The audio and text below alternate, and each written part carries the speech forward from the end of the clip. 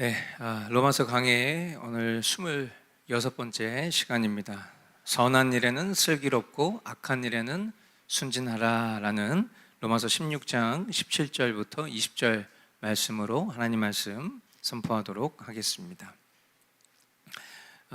이제 오늘 본문은 로마서의 마무리 단계에서 바울이 교회를 향해 전하는 진리의 기준과 경계와 분별에 대한 그런 매우 중요한 권면의 말씀이 되겠습니다. 지난 시간에 바울이 지체들의 이름을 부르면서 교회 공동체의 따뜻함 그리고 실제적인 수고와 섬김에 대한 그런 감사를 강조했었다면, 이제는 교회의 본질을 위협하는 그런 거짓과 분열 그리고 왜곡된 교훈으로부터 경계해야 할 것에 대해서 분명하게 선포합니다. 17절로 18절 말씀, 하나님 말씀입니다. 형제자매 여러분, 내가 여러분에게 권합니다. 여러분이 배운 교훈을 거슬러서 분열을 일으키며 올무를 놓는 사람들을 경계하고 멀리 하십시오.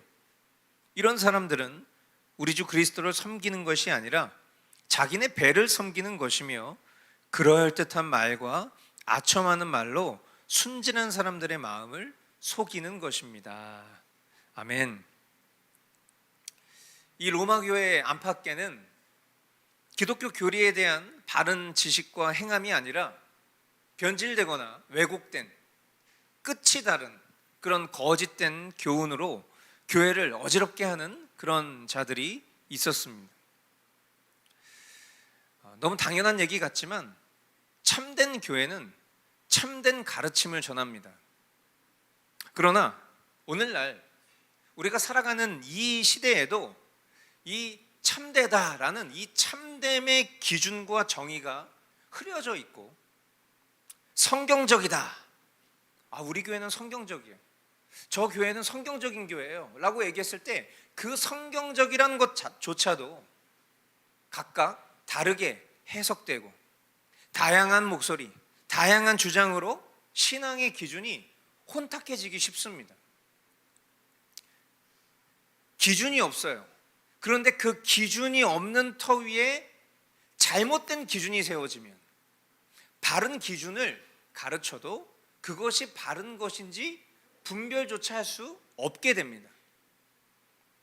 성경적이다라고 하는 것도 참되다라고 하는 것도 기준이 없는 터 위에 세워진 잘못된 기준 위에 제각각의 관점과 해석이 성경적이다, 참되다라는 식으로 그렇게 살이 입혀지면, 그리고 그것을 가르치는 사람도 자신이 그것이 참된 것처럼 성경적인 것처럼 확신하면서 가르치면 결국 소경이 확신 가운데에 거하며 소경을 안내하는 정말 참담한 교회의 모습이 될 것입니다. 특히 오늘날의 새로움, 트렌드, 포용, 그리고 다름의 인정이라는 이런 문화가 무비판적으로 교회 안까지 들어와서 오히려 복음의 본질을 흐리게 하고 기준을 약화시키는 경우를 자주 봅니다. 바울은 이런 흐름에 대해서 단호하게 경고하고 있는 것이죠. 여러분, 우리가 꼭 기억해야 될 중요한 사실이 있습니다. 역사적인 교회는 반드시 사도들의 터 위에 세워진 교회여야만 합니다.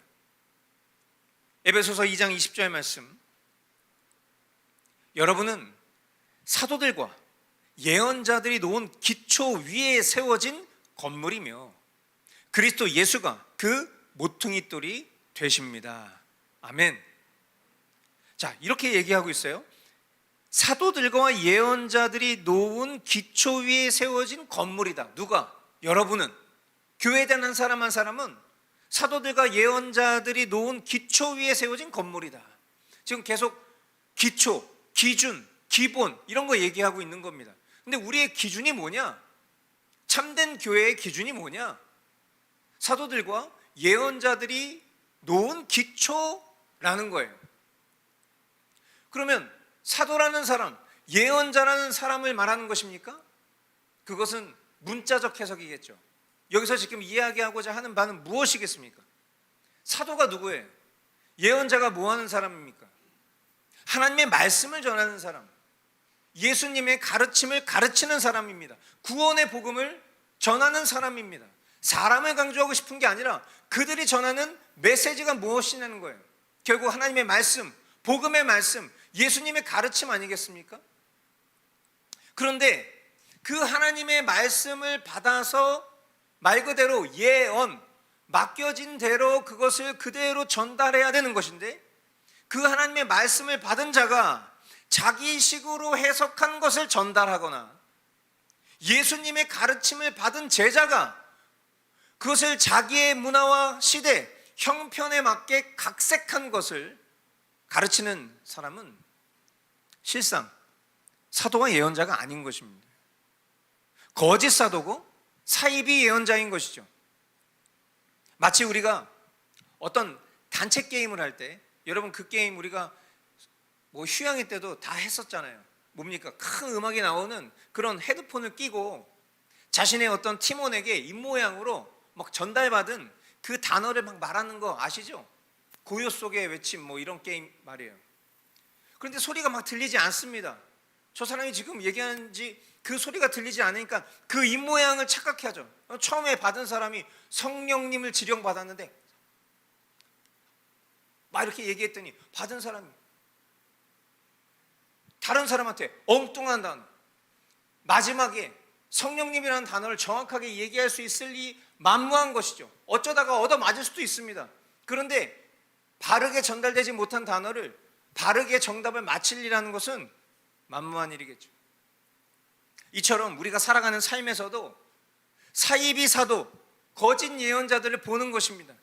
그들은 마치 자신의 지능과 지혜가 하나님의 지혜와 지식보다 더 뛰어난 것처럼 자신이 해석한 하나님의 말씀, 자신의 경험을 통해서, 예화를 통해서 경험한 하나님의 말씀, 자신의 제한된 지식 속에서 이해하고 있는 그런 하나님의 말씀, 이 세상의 풍조와 트렌드를 젊은 사람들 시각에 잘 맞춰서 내가 뭔가 그들에게 감각적으로 말씀을 전하는 것이 더 뛰어나다고 생각하는 그런 것들이 우위에 있는 것을 가르치는 것을 우리는 보는 거예요. 자신이 그러하다는 것도 모르는 것입니다. 그럼 어떻게 되는 거예요? 기초가 없는 이들에게는 그게 기초가 되는 겁니다. 전달받은 배운 대로 전하지를 않았으니까 그것을 전달받은 배운 사람들이 바른 교리적 지식과 믿음의 내용을 얻을 수 있겠냔 말이에요. 바른 사도라면, 바른 예언자라면 하나님의 말씀이 온전히 보존될 수 있도록 힘쓸 것입니다. 우리는 이것을 뭐라고 부르냐? 역사적 기독교, 이렇게 부르는 거예요. 그러니까 기독교 신앙은 시대와 세대를 넘나들면서 그 속에서 자연스럽게 막 하이브리드 되는 게 아니에요. 기독교 신앙은 역사적인 신앙인 것입니다. 우리는 역사적인 기독교 신앙을 보수하고 있는 사람들이어야 한다는 것이죠. 내가 새로운 역사를 만드는 것이 아니에요. 받은 가르침과 유전을 전달하는 것입니다. 이것은 이 역시도 여러분들이 잘 분별해서 들으셔야 돼요. 왜? 유가나 목사가 지금 어떤 주장을 펼치기 위해서 지금 이것을 그렇게 해석하고 설교하고 있는 거잖아, 이렇게 생각하실 수 있어야 돼요. 그러나 이것은 제 해석이 아닙니다. 예레미야 6장 16절, 나 주가 말한다. 나는 너희에게 일렀다. 가던 길을 멈추어서 살펴보고 옛 길이 어딘지, 가장 좋은 길이 어딘지 물어보고 그 길로 가라고 하였다. 그러면 너희의 영혼이 평안히 쉴 곳을 찾을 것이라고 하였다. 그런데도 너희는 여전히 그 길로는 가지 않겠다고 하였다. 지금 무슨 얘기를 하고 있습니까? 가장 좋은 길이 어떤 길이에요? 옛길이에요, 옛길. 하나님께서 원래 말씀하셨던 그 길입니다. 우리가 회개에 대한 이야기를 할 때도 마찬가지죠. 하나님께서 원래 우리에게 가라 명하신 그 길대로 가면 돼요. 그런데 항상 우리는 그 길로부터 벗어납니다. 벗어날 때에 하나님께서 우리에게 말씀으로 너 지금 벗어났다. 원래 가야 될 그 길로 가라. 그 원래 길, 옛적 길로 가라 라고 말씀하십니다. 그런데 우리는 어떻게 합니까? 고집을 피우고 계속 돌아갑니다. 이 그림이 우리가 잘 아는 이스라엘의 모습이죠. 우리는 그 모습을 통해서 나는 저런 우매한 행동하지 말아야지. 금방 갈 수 있는 저 길을 40년 동안 돌아가지 말아야지. 이런 한심한 인간들. 그런데 우리는 그 모양 그 꼴 그대로 그렇게 살고 있어요. 주님께서 우리에게 돌이켜 회개할 수 있는 기회를 말씀으로 주셔서 다시금 원래 그 길을 갈 수 있도록 인도하시는 그것이 바로 회개의 은혜 아니겠습니까? 그러나 우리는 그 옛적 길을 무시합니다. 그 길보다 더 좋은 길이 있을 거라고 생각하는 거예요. 내 지식과 내 경험과 누군가 얘기하고 있는 그런 세련된 말들에 속아서 우리는 그 옛적 길을 무시한다는 거죠. 데살로니가보서 2장 15절. 그러므로 형제자매 여러분, 든든히 서서 우리의 말이나 편지로 배운 전통을 굳게 지키십시오. 여러분, 우리가 기독교 신앙의 그 근본적인 전통에 대해서 이야기하고 있어요. 우리가 교리를 이야기하고 있어요. 여러분, 요즘 어떤 교회가 이런 것에 대해서 강조합니까? 한번 생각해 보세요. 이런 교회가 있습니까? 요즘에 교회에서 가르치는 그런 수많은 어떤 성경 공부라고 말하는 것들을 보면 성경 공부가 아니에요. 그 과목의 이름은 성경 공부일지 모르겠지만 성경을 가르치는 것이 아닙니다. 교리를 가르치는 것이 아닙니다. 결국에는 편집되고 재생산된 지금 우리가 살아가는 이 시대에 변형된 그런 기독교적 정신과 가치를 가르치는 것들이 굉장히 많습니다. 교재를 만드는 일이 저는 어려운 사람은 아닙니다만 그럼에도 불구하고 왜 우리 믿음의 선진들이 그렇게 중요하다라고 이야기했었던 그 교리서를 놓치지 않으려고 하느냐? 제가 무능해서 또는 제가 귀찮아서입니까? 우리 교회가 왜 그것을 추구하려고 하는 것입니까? 이 세상의 풍조와 이 세상의 질서와 가르침을 무조건 배격하고자 하는 것입니까?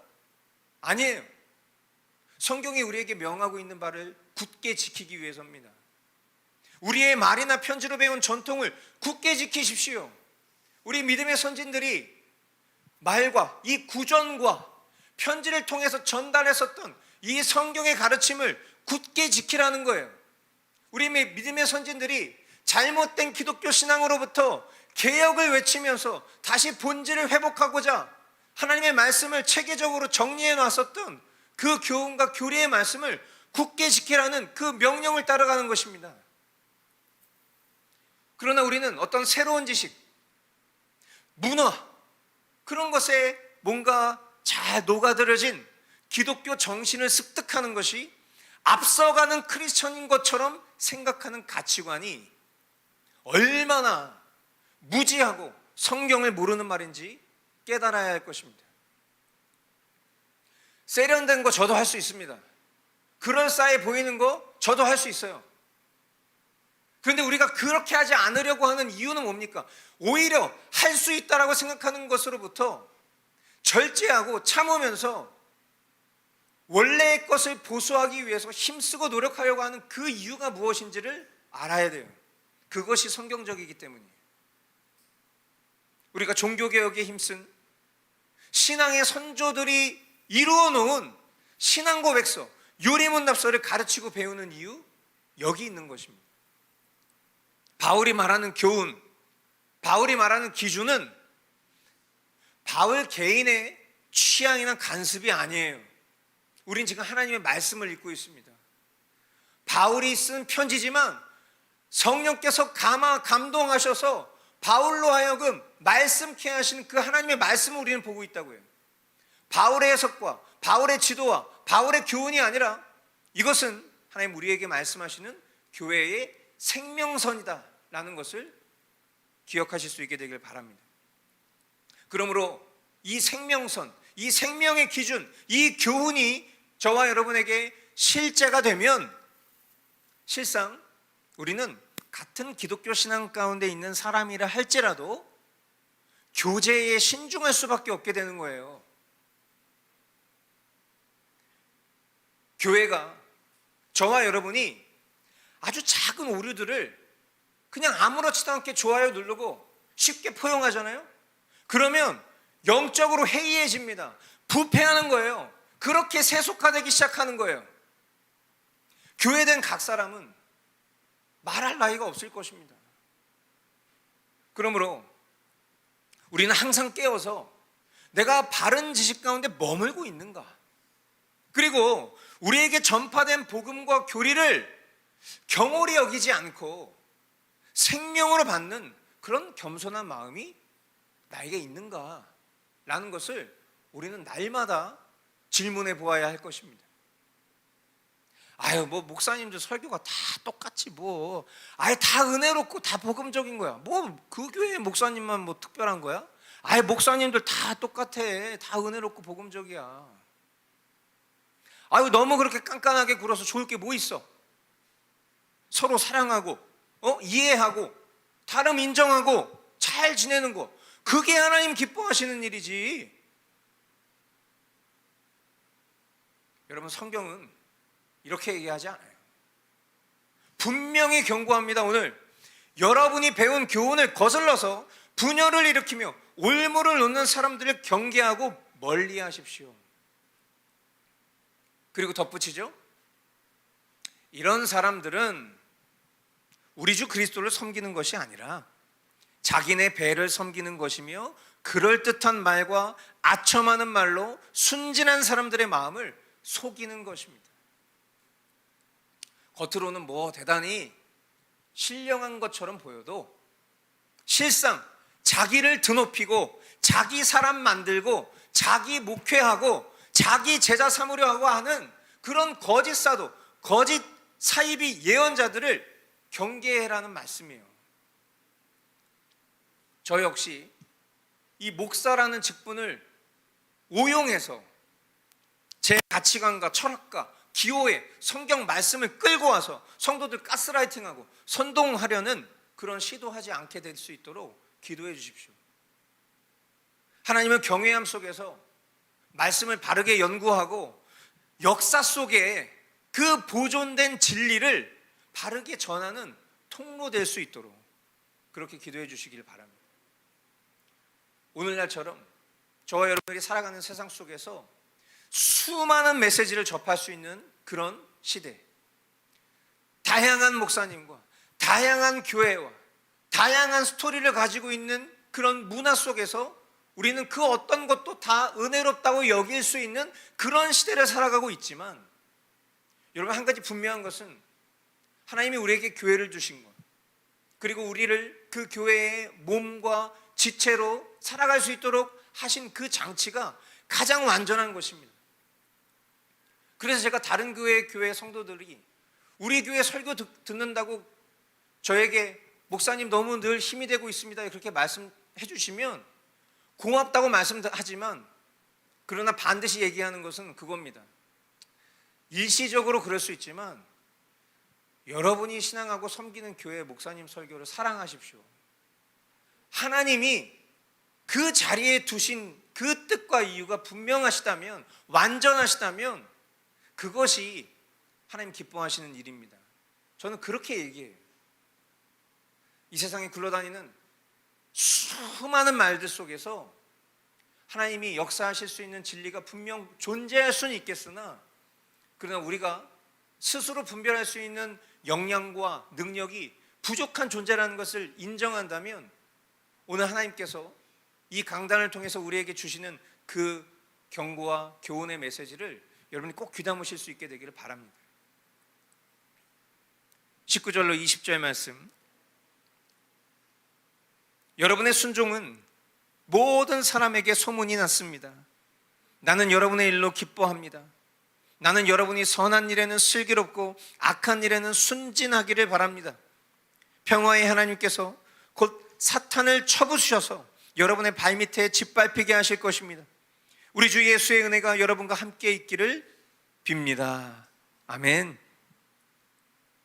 바울은 이 교회의 분열을 일으키는 그런 거짓 가르침과 그것을 전하는 이들에 대한 경고를 하지만, 바른 진리를 보수하고 그것에 순종한 이들의 믿음과 또 주님께서 이루실 승리와 소망의 메시지로 격려하기도 합니다. 우리가 이 본문을 보면서 이런 결과를 도출할 수 있습니다. 참 믿음의 특징, 참 믿음의 열매가 뭘까? 순종이에요. 순종. 여러분, 순종은 참되지 않은 믿음, 즉 맹신, 광신, 미신, 이런 믿음에는 절대로 맺힐 수 없는 열매입니다. 그러니까 여러분, 항상 우리가 기억해야 될 것은 우리의 삶 가운데 하나님 말씀에 대한 그 순종이라는 열매가 맺히고 있는지를 통해서 내가 바른 믿음 가운데 거하고 있는지를 분별할 수 있게 된다는 것을 아셔야 됩니다. 지금 이 바울이 들은 소문이 무엇입니까? 이 로마 교회가 순종이라는 열매를 맺고 있다는 소문을 듣게 된 거예요. 이 소문이 이 로마 교회가 믿음의 진실함 속에 살아가고 있는 교회구나라는 것을 증거하는 것이고, 또 그들이 진정으로 하나님과 주 예수 그리스도를 믿는다는 것을 알게 하는 그 보이는 열매, 바로 순종인 것이죠. 마찬가지입니다.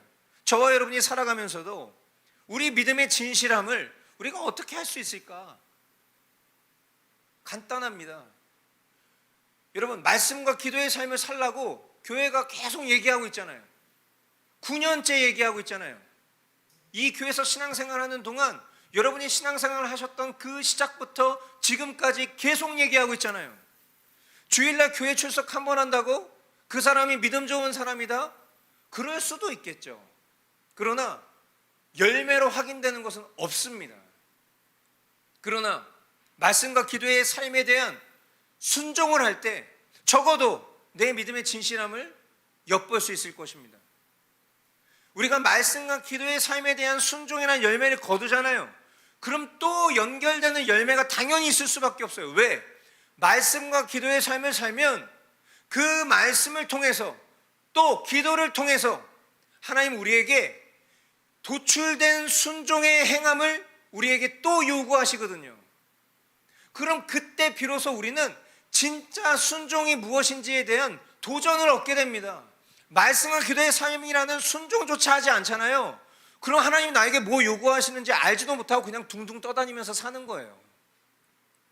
그렇게 일주일에 한 번 교회에 와서 그냥 예배 드리고 공동체 모임하고 그리고 가면 마음이 후련할지 모르겠지만 월요일부터 토요일까지 내가 어떻게 사는지 내 모습 보면 알잖아요.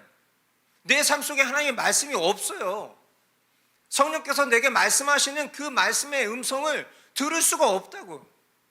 무엇을 순종해야 되는지, 그 무엇을 접할 수 있는 기회조차 없는데 무슨 순종이란 열매를 할 수 있겠냔 말이에요.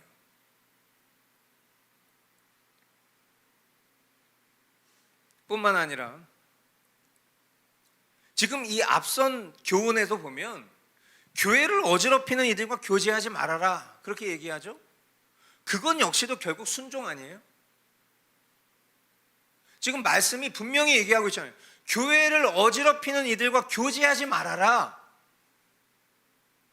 그러면 우리는 만약에 이게 우리의 삶에 일어나는 문제라면 그거 순종하기 쉽습니까? 여러분 한번 생각해 보세요. 여러분 주변에 같은 기독교 신앙을 가지고 있다라고 하는데 여러분과 다른 생각과 말과 교리적 그런 해석과 그런 세상을 바라보는 가치관에 대해서 이야기하는 사람들에게 여러분이 그거 바로 단호하게 교제 끊을 수 있어요? 결국 그것도 순종의 문제거든요. 근데 그거 순종 못해요. 우리가 잘 어렵습니다. 그러므로 이런 순종을 이루는 데 있어서 이 얘기가 나온 겁니다. 선한 일에는 슬기롭고 악한 일에는 순진할 필요가 있다는 거예요. 물론 이 말씀은 비단 이 순종의 문제를 얘기하는 것뿐만 아니라 우리 그리스도인들이 살아가는 삶 속에서 선한 일이 뭡니까? 선행입니까? 아니죠. 선행은 도출된 모습일 뿐이고 선한 일의 본체는 하나님의 말씀이죠.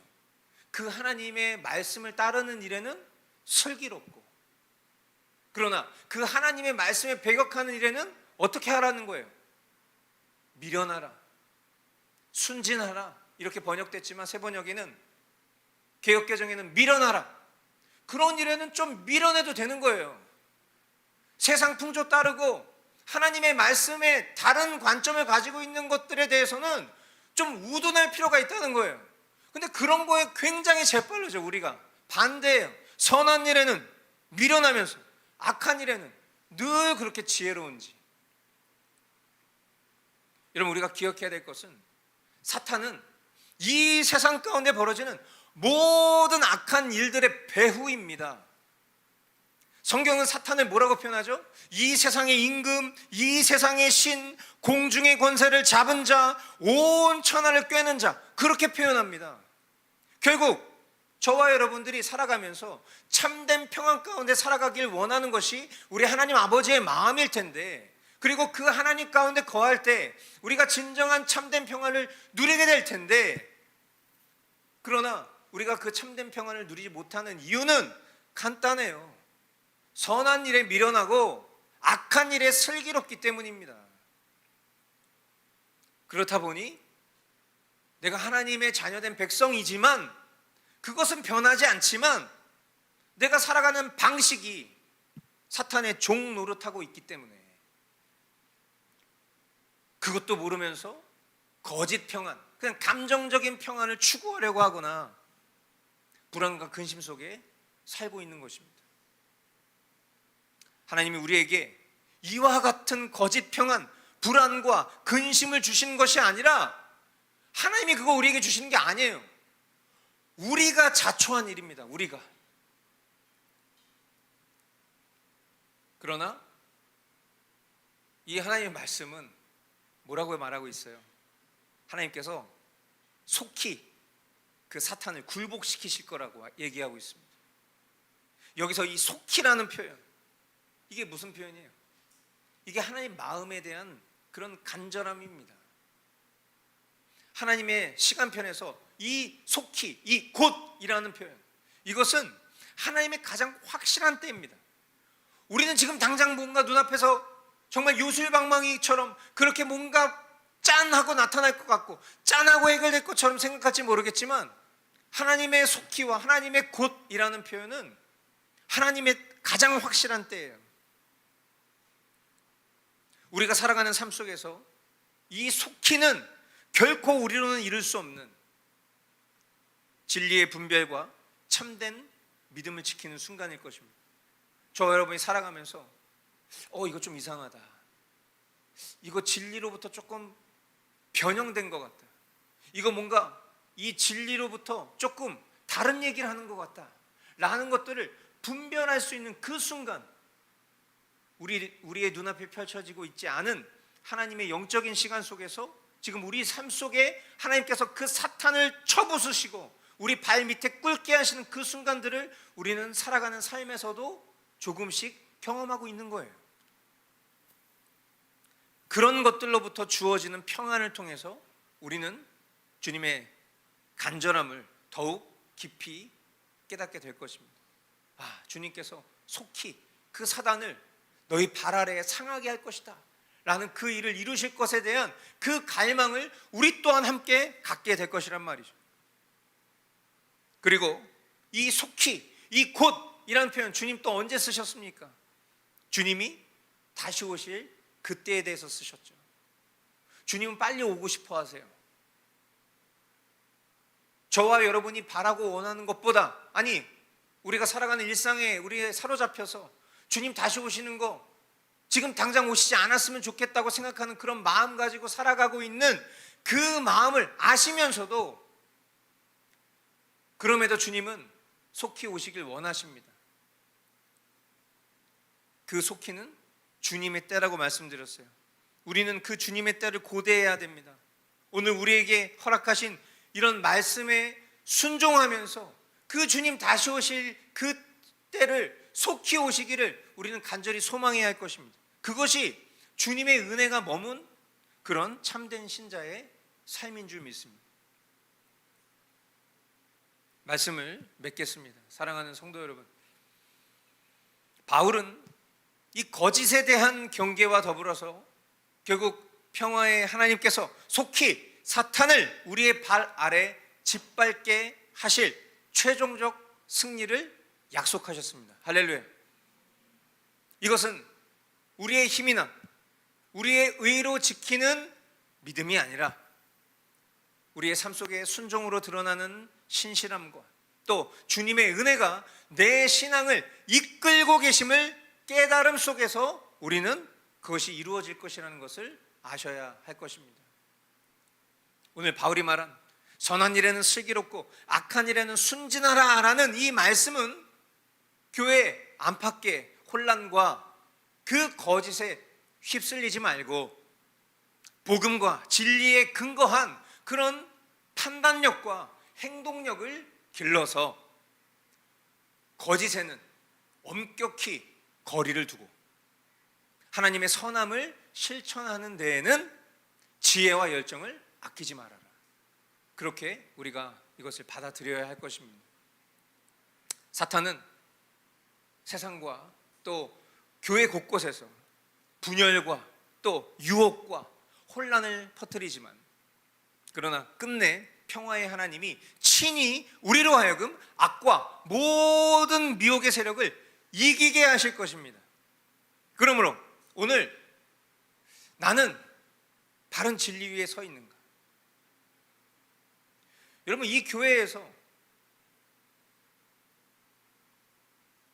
다행히 만약 강단에서 선포되어지는 이 말씀도 저도 항상 그런 생각하거든요. 제가 확신에 거한 말씀을 전하지만 나 역시도 그 확실한 진리 위에 있지 못할 수도 있지 않을까? 라는 생각을 늘 스스로 해봅니다. 제가 여러분에게 주일 모든 모임이 끝나면 설교 원고를 공개하잖아요. 보시는 분들이 한 10명 정도 되시는 것 같은데 제가 바라고 원하는 것은 그것을 여러분들이 주일날 가능하면 각 가정에서 오늘 예배를 복귀하는 차원에서 가족들이 함께 경건의 자료로 쓰시기를 원하는 마음도 있고 또 주보에 여러분들 빈칸 채우시다가 또 정답 찾아가야 된다라는 그런 의지 때문에 말씀 제대로 못 들으셨을 수도 있지 않을까 싶어서 그 정답이랑 설교 원문을 올리는 이유도 있지만 가장 근원적인 이유는 이 말씀이 우리가 생각했을 때 우리가 믿고 신앙하는 그 바른 진리 가운데 작성된 말씀이 맞는지 서로 그걸 검토하기 위해서 저는 올리는 거예요. 만약에 잘못된 관점과 잘못된 방향성과 잘못된 해석이 있다면 우리 가운데 살아 역사하시는 성령께서 그것을 분별케 해주시기를 원하는 그런 마음이 있는 것입니다. 그러나 그럼에도 참 감사하게 만약에 이 강단에서 정말 오염되지 않은 그런 진리의 말씀이 선언됐다라고 전제했을 때 여러분 그 말씀이 아무리 잘 전달이 됐어도 즉 여러분이 머스트교회 성도여도 그 전달된 말씀과 그 말씀을 받아들인 여러분은 별개일 수 있다는 걸 아셔야 돼요. 아무리 이 교회에서 바른 신학과 바른 말씀이 전달됐다 하더라도 그게 곧 나라고 생각하는 것을 멈춰야 됩니다. 분별할 수 있어야 돼. 그것은 이 교회에서 아멘하는 것으로 확인되는 것이 아니라 결국 내가 살아가는 삶 속에서의 가치관으로 드러나는 것이기 때문이에요. 좋은 게 아니라고. 내가 지켜야 할 그런 분별의 순종을 놓치지 않고 있는지 살펴야 합니다. 그리고 무엇보다 우리 평화의 하나님이 예비하신 승리가 있다라고 선언해 주셨잖아요. 그럼 우리는 그것을 신뢰해야 됩니다. 비록 우리가 살아가는 삶 속에서 연약함이 있지만 그 연약함 속에서 주님은 그 연약함대로 우리를 내버려 두시는 것이 아니라 그 연약함 속에서도 우리를 연약해 하는 그런 사탄의 수많은 유혹과 그런 미혹과 시험 가운데도 결국 그 사탄은 우리 발 아래 굴복시키시겠다는 그 승리의 약속을 주고 계시잖아요. 그것을 믿고 우리가 한 주간 담대하게 살아가야 될 줄 믿습니다. 겸손하게 순종하며 구별하며 살아가는 그런 저와 여러분 모두가 될 수 있길 바라요. 그런 우리에게 사도 바울의 이 편지를 통해서 우리 주님은 마지막에 이렇게 우리에게 축복하십니다. 우리 주 예수의 은혜가 여러분과 함께 있기를 빕니다. 자, 우리 전우좌우의 우리 믿음의 교우들에게 우리 주 예수의 은혜가 당신과 함께 있기를 바랍니다. 우리 그렇게 서로 축복해 줍시다.